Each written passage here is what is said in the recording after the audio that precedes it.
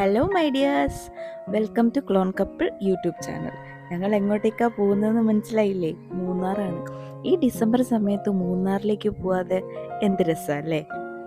ഇവിടത്തെ കാറ്റാണ് കാറ്റെന്നും മലമൂടുന്ന മഞ്ഞാണ് മഞ്ഞെന്നും മഹേഷിൻ്റെ പ്രതികാരത്തിൽ നമ്മൾ കേട്ടായിരുന്നു. അത് ശരിയാണല്ലേ? നമ്മൾ കണ്ടുപിടിച്ച ഒരു ബഡ്ജറ്റ് ഫ്രണ്ട്ലി റിസോർട്ടാണ് ഏതൻസ്. നമ്മൾ എലിക്സർ ഹിൽസിലൊക്കെ പോയിട്ടുള്ളവർക്കറിയാം, അവിടെ കണ്ട് വരുന്നിരുന്ന ഒരു ഫ്ലവേഴ്സാണ് ഈ തൂങ്ങിക്കിടക്കുന്നത്. അപ്പോൾ ഇതാണ് ഇവിടുത്തെ ഒരു ഹൈലൈറ്റ് എന്ന് പറയുന്നത്. ഈ റിസോർട്ടിൽ എവിടെ നോക്കിയാലും നമുക്ക് ഈ ചെടികളും പൂക്കളും കാണാൻ പറ്റും. പേര് പോലെ തന്നെ ഇതൊരു ഏദൻ തോട്ടം തന്നെയാണ്. കാടിൻ്റെ ഒത്ത നടുക്ക് കുഞ്ഞു കുഞ്ഞ് റൂംസാണ് ഇവർ അറേഞ്ച് ചെയ്തിരിക്കുന്നത്. ഫ്രണ്ട് റിസപ്ഷനിൽ എത്തിക്കഴിഞ്ഞാൽ നമുക്ക് ഈ റൂംസൊക്കെ എവിടെയാണ് എന്നൊരു ഡൗട്ട് തോന്നും. നേച്ചറായിട്ട് അത്രയും ഇണങ്ങിച്ചേർന്ന് ഇരിക്കുന്ന കൺസ്ട്രക്ഷനാണ് ഇവർ നടത്തിയിരിക്കുന്നത്. ഈ സൈറ്റ് നല്ല കോണ്ടൂർ സൈറ്റാണ്. അപ്പോൾ അവിടെ നേച്ചറിനെ അധികം ഡിസ്റ്റർബ് ചെയ്യാത്ത രീതിയിലാണ് ഈ കൺസ്ട്രക്ഷൻ എല്ലാം അവർ ചെയ്തിരിക്കുന്നത്. ആനച്ചാലിൽ നിന്നും നേര്യമംഗലം ഫോറസ്റ്റ് വഴിയാണ് നമ്മൾ ഏതൻസിലേക്ക് എത്തുന്നത്. ഇവിടെ എത്തിക്കഴിഞ്ഞാലോ അവിടെ കിട്ടുന്നൊരു ഫീലിങ്സും വേറെ തന്നെയാണ്. ഡിസംബർ സമയത്ത് മൂന്നാറിലേക്ക് വരിക എന്നുള്ളത് ഇപ്പോൾ ഞങ്ങളുടെ ഒരു ഹാബിറ്റായിട്ട് മാറിക്കഴിഞ്ഞു. വേറെ ഏതൊക്കെ സ്ഥലങ്ങൾ സെലക്ട് ചെയ്താലും ലാസ്റ്റ് നമ്മൾ മൂന്നാറിൽ തന്നെ എത്തിച്ചേരും. അപ്പോൾ ഇത്തവണത്തെ സെലക്ഷൻ ഒട്ടും മോശമായിട്ടില്ല. ഇവിടുത്തെ റിസപ്ഷൻ കണ്ടില്ലേ, വളരെ കുഞ്ഞാണ്. എനിക്ക് ആ ഒരു മിനിമലിസം വളരെ ഇഷ്ടപ്പെട്ടായിരുന്നു. കുറച്ച് ഫോട്ടോഗ്രാഫ്സൊക്കെ വെച്ച്, ഇത് ഇവിടെ ഉള്ളൊരു ഫോട്ടോഗ്രാഫർ തന്നെ എടുത്തതാണ്, പേര് ഞാൻ ഓർക്കുന്നില്ല. റിസപ്ഷൻ നിൽക്കുന്ന ഒരു ഏരിയയും പാർക്കിങ്ങിനുള്ള പ്ലോട്ടും മാത്രം ഫ്ലാറ്റ് ലാൻഡാണ്. അവിടെയാണ് ഇവർ സൈക്ലിങ്ങിനുള്ള ഓപ്ഷനും വെച്ചിരിക്കുന്നത്. ഈ ഒരു ക്ലൈമറ്റിൽ സൈക്ലിംഗ് ചെയ്യുന്നതും ഒരു സ്പെഷ്യൽ എക്സ്പീരിയൻസ് ആണ്. അത് നമുക്ക് രാവിലെ ഇവിടെ വന്ന് സൈക്കിൾ എടുത്ത് ഓടിച്ച് കഴിയുമ്പോൾ മനസ്സിലാവും. നമ്മുടെ ലൈഫിൻ്റെ ബിസി സ്കെഡ്യൂൾസിൽ നിന്നെല്ലാം മാറി നിൽക്കാൻ പറ്റിയൊരു സ്പോട്ടാണിത്.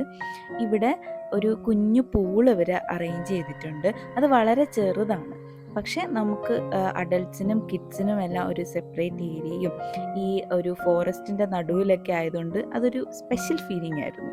സാധാരണ നമ്മൾ പൂൾസിലൊക്കെ കിട്ടുന്ന പോലല്ല, ഇവിടെ നമ്മൾ സൗണ്ട് ഉണ്ടാക്കിയാൽ തന്നെ നല്ല എക്കോ ഒക്കെ ഉണ്ടായിരുന്നു.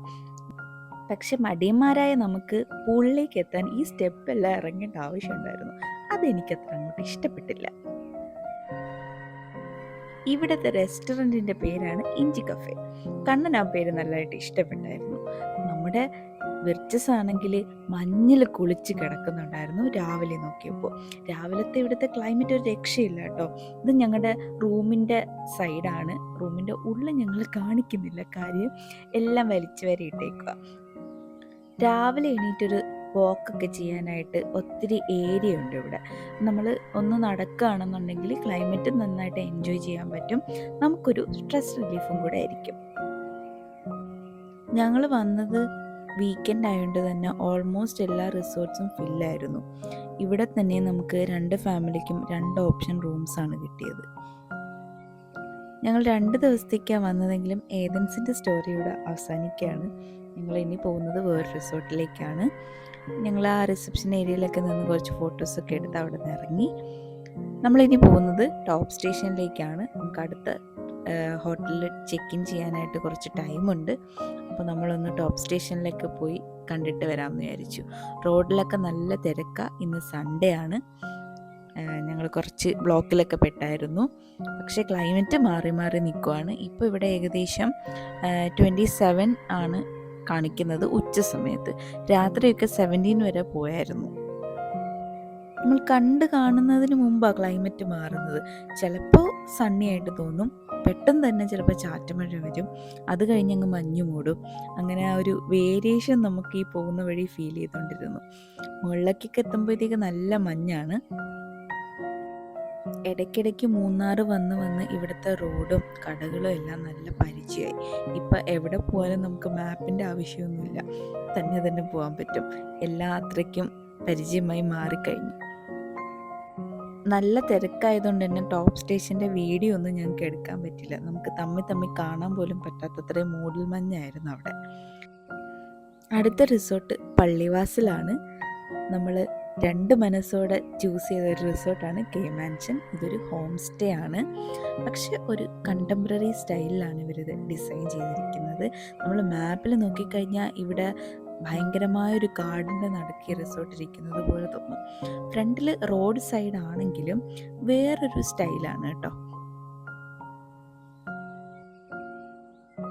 ഇവിടുത്തെ ഒരു എ ഫ്രെയിമും കണ്ടംപററി ലൈറ്റിങ്ങും എല്ലാം ഒരു വൗ ഫീലിംഗ് ആണ് കേട്ടോ. വളരെ കുറച്ച് റൂംസ് മാത്രമേ ഇവിടെ ഉള്ളൂ, അത് എപ്പോഴും ഫില്ലായിരിക്കും എന്നാണ് അവർ പറഞ്ഞത്. ഇവിടെ ഒരു ബാൻക്വറ്റിൻ്റെ ഏരിയയും അതിൻ്റെ മുകളിലായിട്ടൊരു ജക്കൂസി പൂളും അവർ അറേഞ്ച് ചെയ്തിട്ടുണ്ട്. പിന്നെ ഔട്ട്ഡോർ റെസ്റ്റോറൻ്റ് ആണ്. അവിടെ നിന്ന് നമുക്ക് പുറത്തേക്ക് നോക്കിക്കഴിഞ്ഞാൽ നല്ല വ്യൂ ആണ് കിട്ടുന്നത്. മഞ്ഞിങ്ങനെ അകത്തോട്ട് കയറി വരും. അപ്പം നമ്മൾ ചെന്നപ്പോഴത്തേക്ക് അധികം മഞ്ഞുള്ള ക്ലൈമറ്റ് അല്ലായിരുന്നു. ഇതിൻ്റെ ബാക്ക് സൈഡാണ് ഒരു രക്ഷയില്ലാത്ത വ്യൂ വരുന്നത്. ഫ്രണ്ടിൽ നിന്ന് നോക്കുമ്പോൾ നമുക്ക് പ്രത്യേകിച്ച് സ്പെഷ്യലായിട്ടൊന്നും ഇല്ലാത്തതായിട്ട് തോന്നുമെങ്കിലും നമ്മൾ റൂമിലെത്തിക്കഴിഞ്ഞാൽ ഇതാണ് അവിടുത്തെ വ്യൂ. അതൊരു രക്ഷയില്ല കേട്ടോ. മഞ്ഞിങ്ങനെ കയറി നമ്മുടെ റൂമിനകത്തേക്ക് വരും. അത് കാണുമ്പോൾ ഉള്ളൊരു ഫീലിംഗ് ഉണ്ടല്ലോ, അതൊരു രക്ഷയില്ല. ഞാനങ്ങനെ ആ ക്ലൈമറ്റൊക്കെ ആസ്വദിച്ചിരുന്ന് കുറച്ച് എഡിറ്റിംഗ് പരിപാടിയിലാണ്. ലാസ്റ്റ് ഞങ്ങൾ വിചാരിച്ചു ഇവിടെ ഇന്നുകൂടെ നിന്ന് എക്സ്റ്റെൻഡ് ചെയ്താലോ എന്ന്. അത്രയ്ക്ക് നല്ല ക്ലൈമറ്റ് ആയിരുന്നു. ആക്ച്വലി ഞങ്ങൾ മനസ്സോടെ എടുത്ത റിസോർട്ടാണെങ്കിലും എനിക്ക് ഏറ്റവും ഇഷ്ടപ്പെട്ടത് കെ മാൻഷൻ തന്നെയായിരുന്നു. നല്ല നീറ്റായിരുന്നു കാര്യങ്ങളും അവരുടെ സർവീസും എല്ലാം. അപ്പോൾ നിങ്ങളും മൂന്നാറിലേക്ക് പോവുക, നല്ല ക്ലൈമറ്റാണ്.